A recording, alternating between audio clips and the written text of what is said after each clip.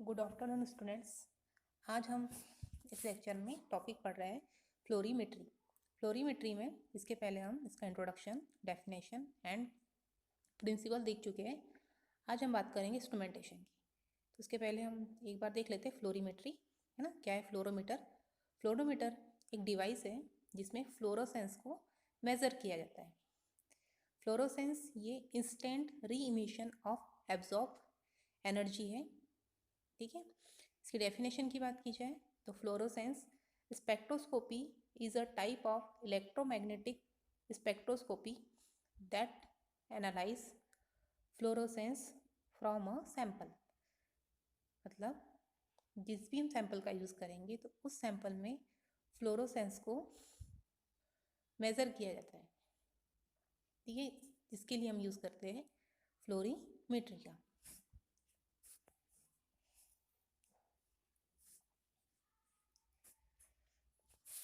और जो फ्लोरीमेट्री जो प्रोसेस होती है,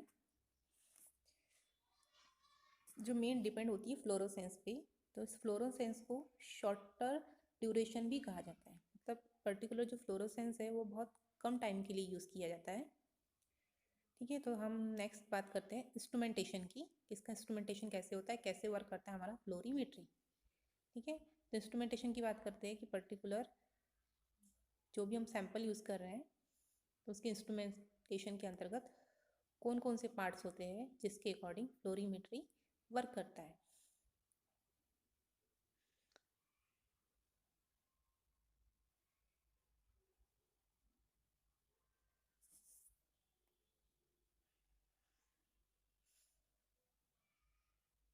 इंस्ट्रूमेंटेशन में सबसे पहला जो उसके कंपोनेंट्स हैं ना, तो उसके कंपोनेंट्स में सब जो फर्स्ट है वो है हमारा, ठीक है। Components of instruments are light source. First है लाइट सोर्स, सेकंड है मोनोक्रोमीटर जिसके दो टाइप्स हैं, एक्सीशन मोनोक्रोमीटर एंड सेकंड है इमिशन मोनोक्रोमीटर। थर्ड है सैंपल होल्डर, नेक्स्ट है डिटेक्टर एंड नेक्स्ट है रीड आउट डिवाइस, ठीक है। तो हम वन बाय वन देखेंगे पर्टिकुलर ये कंपोनेंट्स के अकॉर्डिंग फ्लोरीमेट्री कैसे वर्क करता है। तो सबसे पहले बात आती है लाइट सोर्स की। लाइट सोर्स में मरकरी लैम्प का यूज़ किया जाता है। मरकरी लैम्प जो है visible light and UV light का मिक्सचर है। इसके अलावा लाइट सोर्स के रूप में जेनॉन का यूज़ किया जाता है। Xenon are is mainly used as light source. और जेनॉन का यूज़ इसीलिए किया जाता है क्योंकि जेनॉन जो है कंटिन्यूसली स्पेक्ट्रम को क्या करता है, प्रोड्यूस करता है, इसीलिए जेनॉन लाइट का यूज़ किया जाता है। और इसकी जो वेवलेंथ होती है वो 300 से 800 नैनोमीटर तक होती है। इसके अलावा लाइट सोर्स में हम लोग टंगस्टन लैम्प का भी यूज़ कर सकते हैं, ठीक है। तो mercury lamp, xenon, tungsten lamp, इन सब का लाइट सोर्स के रूप में यूज़ किया जाता है। नेक्स्ट है हमारा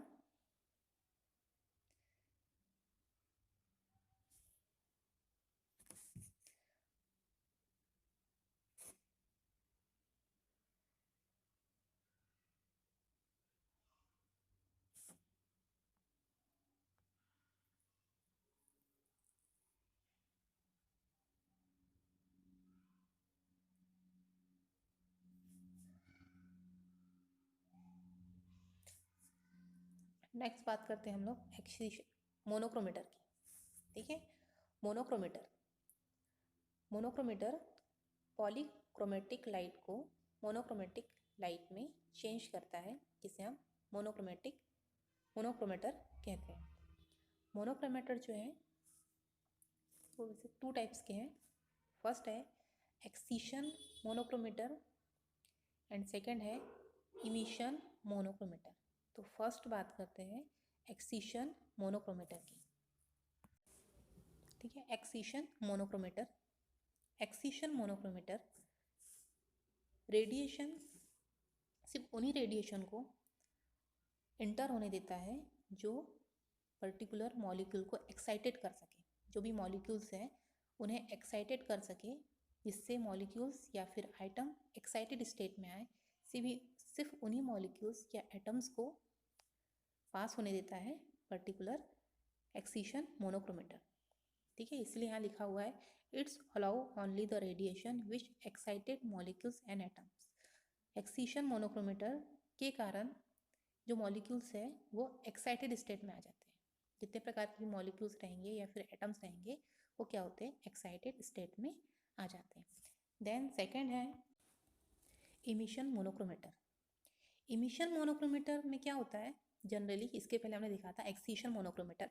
एक्सीशन मोनोक्रोमीटर में जो मॉलिक्यूल्स एक्साइटेड स्टेट में आए थे, है ना, तो ये जो मॉलिक्यूल्स है जो एक्साइटेड स्टेट में आए थे, वे जो मॉलिक्यूल्स या एटम है वो कुछ एनर्जी गेन करते हैं। और जैसे ही वो जो मॉलिक्यूल्स है वो एनर्जी को गेन करते हैं, तो गेन करने के पश्चात, मतलब एनर्जी को उन्होंने गेन किया, तो एनर्जी को गेन करने के पश्चात कुछ एनर्जी को रिलीज करते हैं। तो इस इमिटेड रेडिएशन को, इमिटेड मॉलिक्यूल जो हमारा इमिटेड रेडिएशन है ना, जो भी इमिटेशन मतलब जो रिलीज हुई, जो रिलीज वाला जो रेडिएशन है ना, तो वो क्या कहलाता है, वो हमारा जो इमिशन मोनोक्रोमीटर है वो उसे क्या कर लेता है, कैप्चर कर लेता है। मतलब जो एनर्जी रिलीज हुई है तो उसे हमारा इमिशन मोनोक्रोमीटर क्या कर लेता है, उसे कैप्चर कर लेता है। वो होता है हमारा इमिशन मोनोक्रोमीटर। ठीक है, नेक्स्ट बात आती है सैंपल होल्डर की। सैंपल होल्डर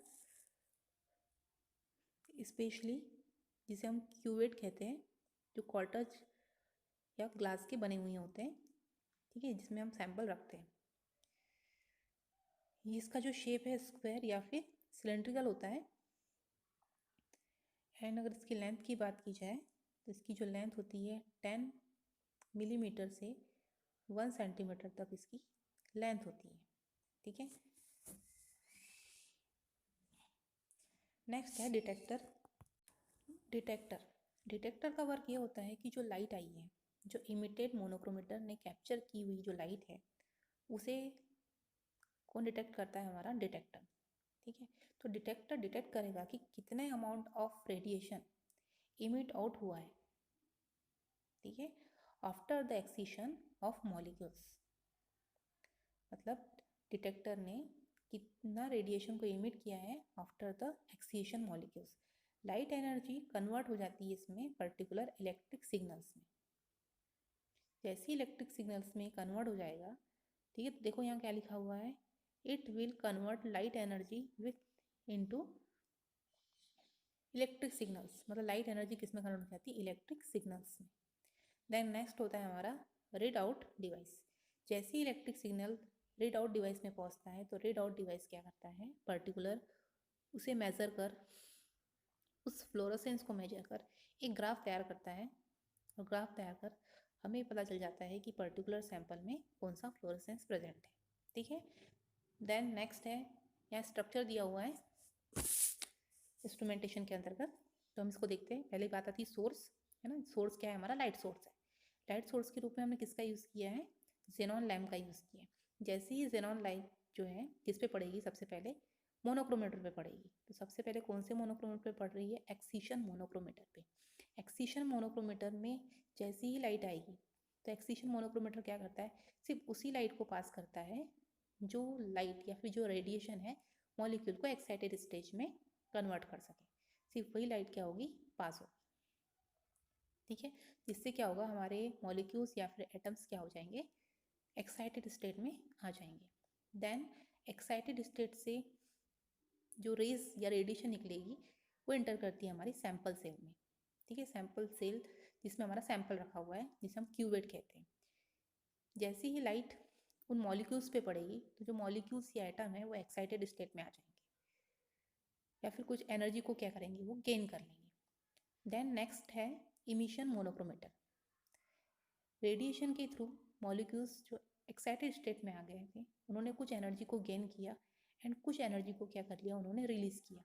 तो रिलीज हुई एनर्जी जो है इमिशन मोनोक्रोमीटर द्वारा क्या कर ली जाती है, कैप्चर कर ली जाती है। जो एनर्जी रिलीज हुई है वो एनर्जी इमिशन मोनोक्रोमीटर द्वारा क्या कर ली जाती है, कैप्चर कर ली जाती है।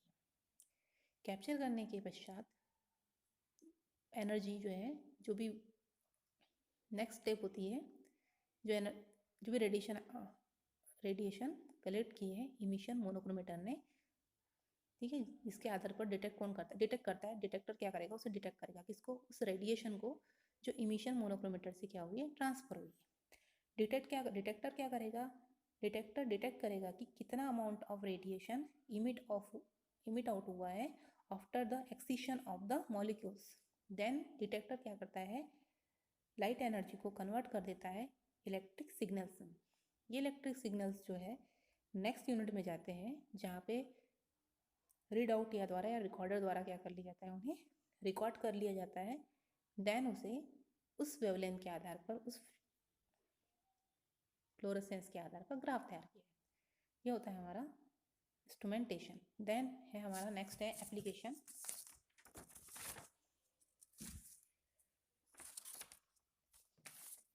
इसका यूज़ कहाँ कहाँ किया जाता है एप्लीकेशन के अंदर, डिटर्मिनेशन ऑफ ऑर्गेनिक सब्सटेंस में इसका यूज़ किया जाता है। इसके अलावा determination of thiamine, determination of फाइलेटॉन्स, determination of indoles, phenols and phenothiazines. इसके अलावा इसका डिटर्मिनेशन किया जाता है proteins, plant pigments and steroids में।